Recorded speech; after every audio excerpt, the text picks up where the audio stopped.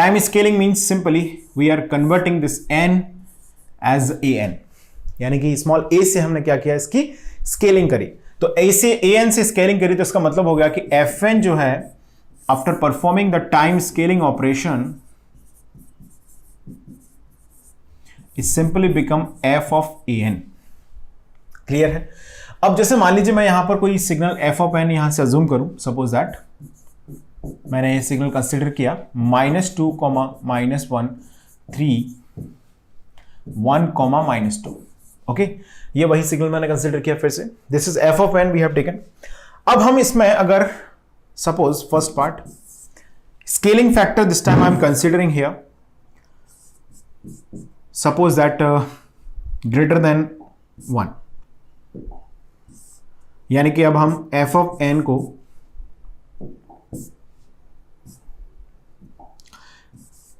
To N, यानी कि F of N से अब हम इंडिकेट करें, क्रिएट करें यहां से 2n। क्या होगा देखिए जरा। अब हमें मालूम है इंडेक्स के अबाउट जो पॉइंट्स हैं वो है n इक्वल टू 0 पॉइंट। ये इसके राइट साइड बढ़ेंगे तो 1, ये है ये है 2, ये है -1, ये है -2, इस तरह से पॉइंट्स हैं।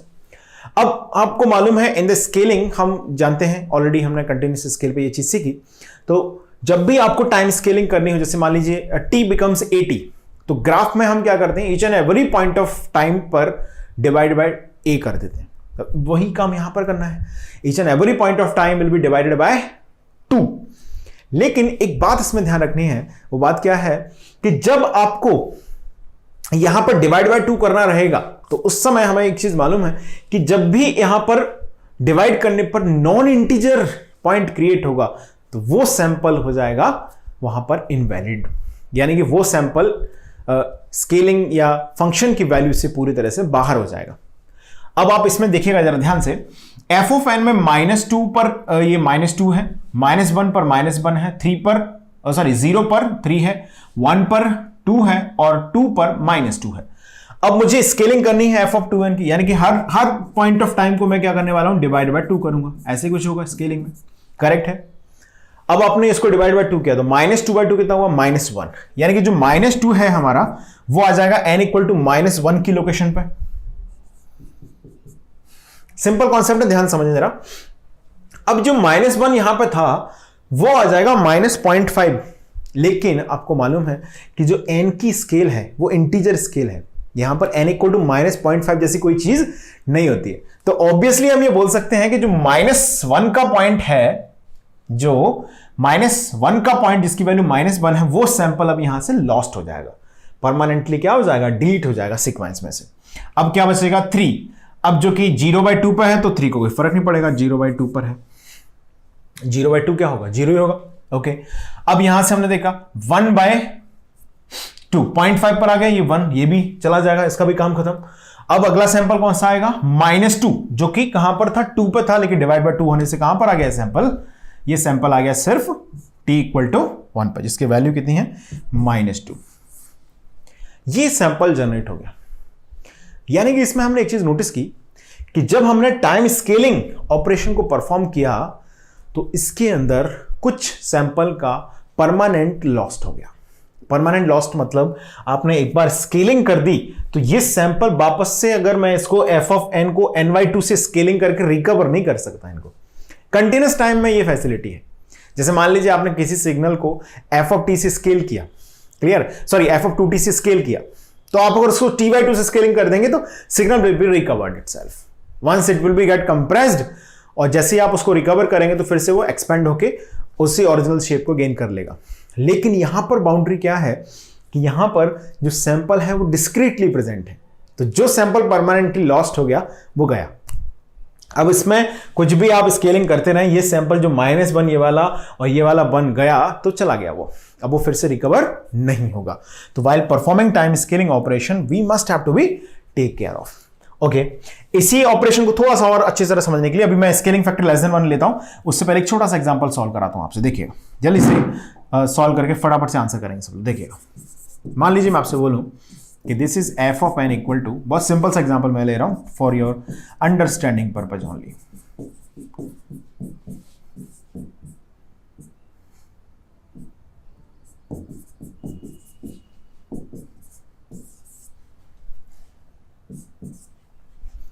Find f of 2n comma f of 3n। चलिए जल्दी से निकालें, स्क्रीन को पॉज कर दें, इसको आंसर कर दें जल्दी से। 7 6 5 4 3 2 1 0 -1 -2 -3 -4 -4 तक है ना, ये सैंपल्स हैं। इसमें मैंने आपसे पूछा है f ऑफ 2n निकालिएगा, तो f ऑफ 2n निकालने के लिए क्या होगा, अब मैं आपने आंसर कर लिया होगा सभी ने, अब मैं स्क्रीन पॉज करके आंसर क्या होगा आपने, मैं सॉल्व कर रहा हूं उसको देखिएगा। अब हमें मालूम है जहां इंडेक्स है वो क्या है, n इक्वल टू 0 पॉइंट है, करेक्ट है। अब n इक्वल टू 0 पॉइंट ये है, इसके लेफ्ट साइड में अगर मैं जाता हूं तो और इंटीजर वैल्यूज आएंगी लाइक -1 -2, लिखने की जरूरत नहीं है, ऑब्वियस है, मैं लिख रहा हूं समझाने के लिए आपको। -3 -4 -5 -6 -7 ये इसके पॉइंट्स होंगे, स्मॉल n की वैल्यूज के पॉइंट होंगे ये, ओके। अब इसके राइट में गया मैं तो 1 2 3 4 ये इसके पॉइंट्स होंगे। हमें बोला है स्केलिंग बाय 2 करना है, यानी कि f ऑफ 2n यहां पर जनरेट करना है हमें। तो f ऑफ 2n लिखने के लिए हम क्या करना है, सिंपल डिवाइड बाय 2 करेंगे each and every point of time को। ध्यान देंगे सैंपल से कोई छेड़खानी नहीं करना है, sample is the value of function. हम टाइम स्केल का ऑपरेशन कर रहे हैं, हम वैल्यू स्केल का ऑपरेशन नहीं कर रहे हैं। सैंपल की वैल्यू तो जो भी है वो बनी रहेगी एज इट इज, सिर्फ क्या इफेक्ट होगा उसकी n वैल्यू। जब आप स्केलिंग करेंगे integer greater than 1 scaling factor से, तो उस समय हमें ये ध्यान रखना है कि जो नया सैंपल वैल्यू आएगा by dividing by given scaling factor, तो वो इंटीजर होगा तो ही वो सस्टेन करेगा, और नॉन इंटीजर होगा तो बाहर हो जाएगा। सिंपल सी बात है, बहुत सिंपल ऑब्जर्वेशन देखें यहां से। -7/2 क्या आएगा, -3.5, ऐसी कोई चीज होती है क्या, नहीं, हटाओ इसको। -6/2 कितना आएगा, माइनस, यानी कि ये सैंपल बच जाएगा, करेक्ट है, ये बच गया। 7 का काम तमाम हट गया। ये -5/2 किया, -2.5 n की वैल्यू नॉन इंटीजर आ गई, तो ये भी हट गया। 4 वाला सैंपल बच जाएगा, बिल्कुल बचेगा, क्योंकि इसमें -4/4 किया हमने, तो कितना बचेगा, -2 पर आ जाएगा, लेकिन ये सैंपल रहेगा, ये सैंपल रहेगा। अब what about this 3 will be lost definitely, what about that 2 will retain, क्योंकि -2/2 करेंगे तो बच जाएगा ये। अब जो 0 पर है ये -1 का, ये भी चला जाएगा, ये बचेगा। 0 वाले को कोई फर्क नहीं पड़ेगा ना, 0/2 दैट रिमेन्स 0, ओके, ये आ गया। इसको इंडेक्स वहीं रहेगा, इंडेक्स पे कोई फर्क नहीं आएगा, सेंटर में रहेगा बिल्कुल, ओके। अब हम देखें यहां पर 1/2 तो 0.5 जैसी कोई चीज नहीं है, तो ये हट जाएगा, -1 जो है। व्हाट अबाउट दिस -2, ये बचा रहेगा बिल्कुल, 2/2 किया तो ये n इक्वल टू 1 की लोकेशन पे पहुंच जाएगा, लेकिन ये बना रहेगा, ओके। अब जो -4 है ये बना रहेगा, ये बना रहेगा, ये चला जाएगा 3, है ना, तो ये आ गया -4। इसमें हम क्लियरली देख सकते हैं कि टोटल सैंपल जो प्रेजेंट थे 0 to 7 8 सैंपल तो ये थे, 4 ये थे, 12 सैंपल्स प्रेजेंट थे हमारे पास। अब उसमें से सिर्फ यहां पर 6 सैंपल्स रह गए, आधे सैंपल्स चले गए, ओके। तो this is a time scaling where scaling factor is greater than 1। अब हम जरा f ऑफ 3n भी सॉल्व कर लेते हैं, जल्दी से आंसर करेंगे इसको। So let's find the f of 3n also, जल्दी से आंसर करें। f ऑफ 3n क्या आएगा, divide 7/3 non integer, 6/3 yes integer पर। व्हाट अबाउट दैट 4 5 ये दोनों चले जाएंगे, ये बचेगा, 0 बना रहेगा, 0 पर इंडेक्स रहेगा, बिल्कुल है, ओके। और फिर बना रहेगा सिर्फ 3 पर जो है कितना है, -3। ये आ गया सैंपल फाइनली, ये आपने नोट किए होंगे, सभी के आंसर आया होगा।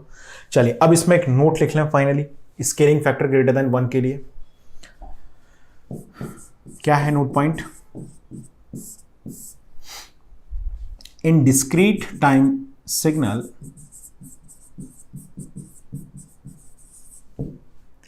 while performing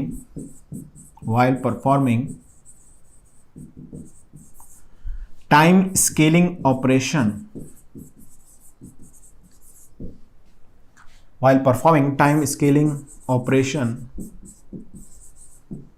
when it is time scaling operation, when scaling factor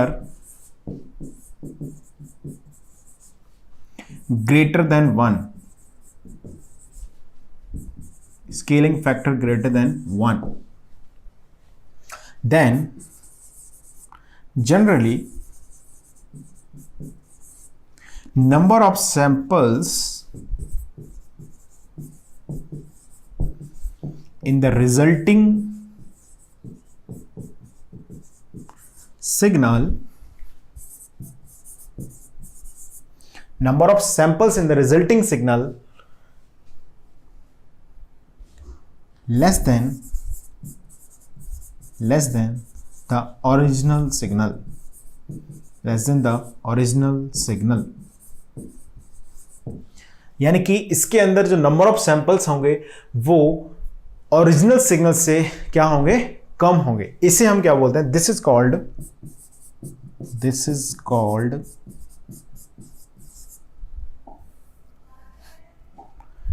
decimation of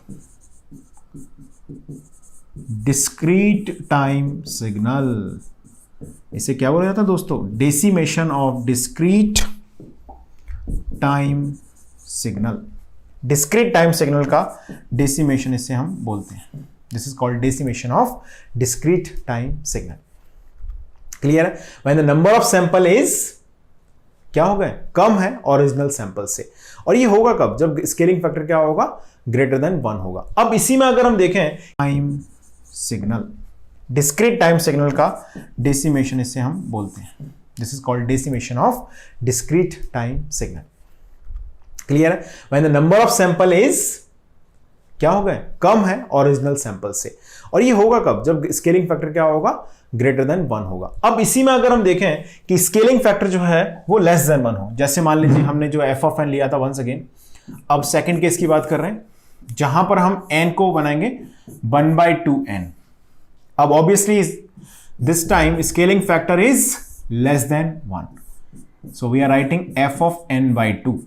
once again मैंने वही एग्जांपल ले लिया f of n के लिए, जो वैल्यू हमने कंसीडर की -2 -1 3 1, -2, यही सैंपल लिया था हमने।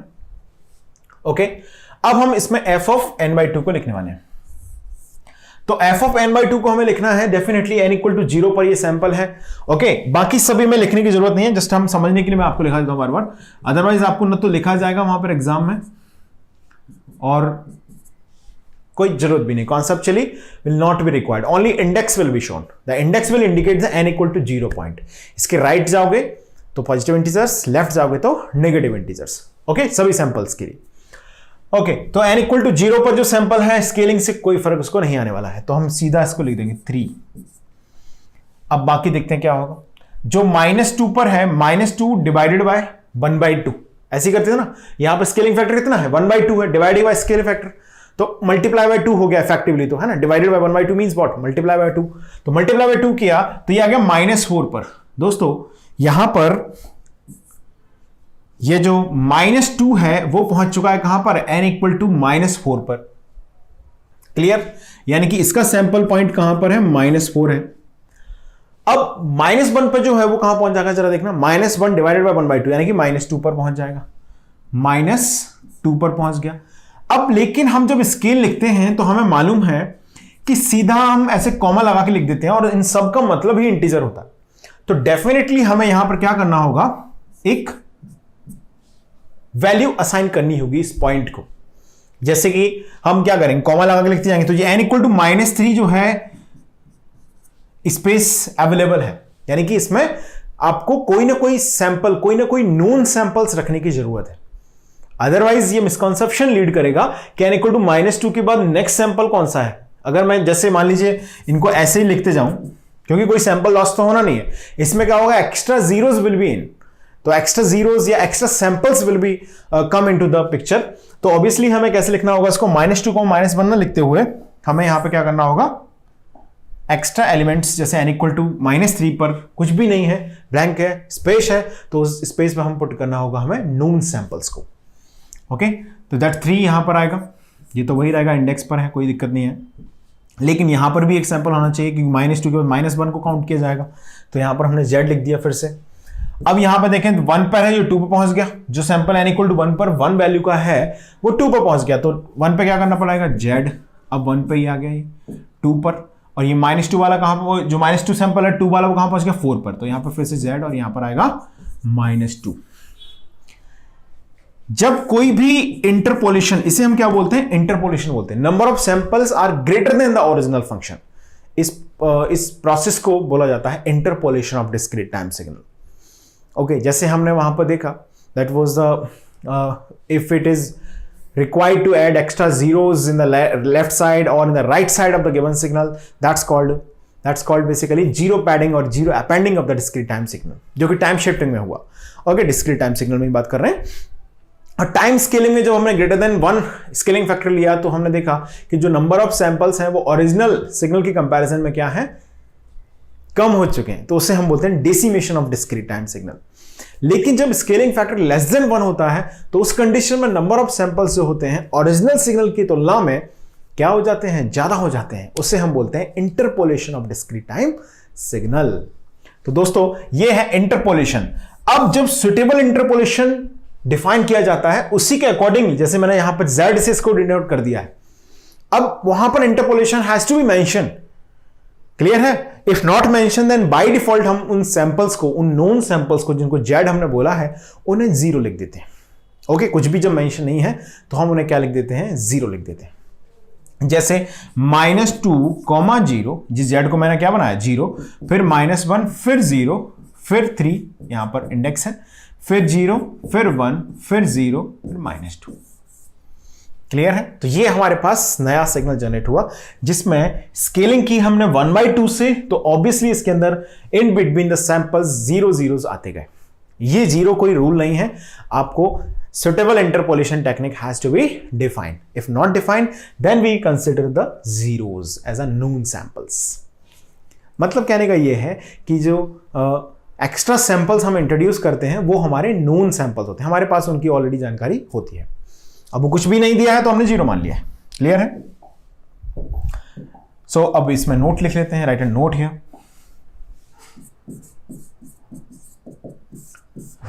इन discrete time signal while performing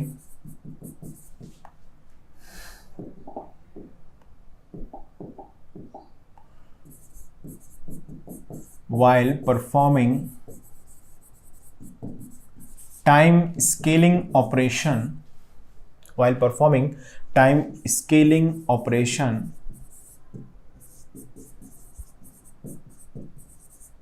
with scaling factor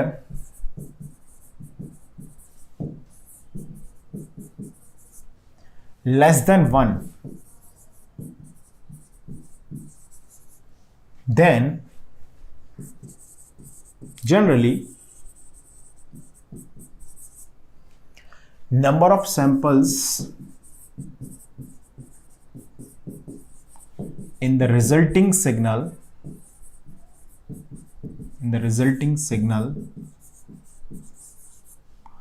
are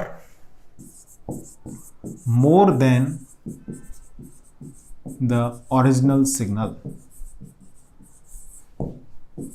जो रिजल्टिंग सिग्नल है उसके अंदर नंबर ऑफ सैंपल्स क्या होंगे, ऐसी कंडीशन में जनरली क्या होते हैं, ज्यादा होते हैं।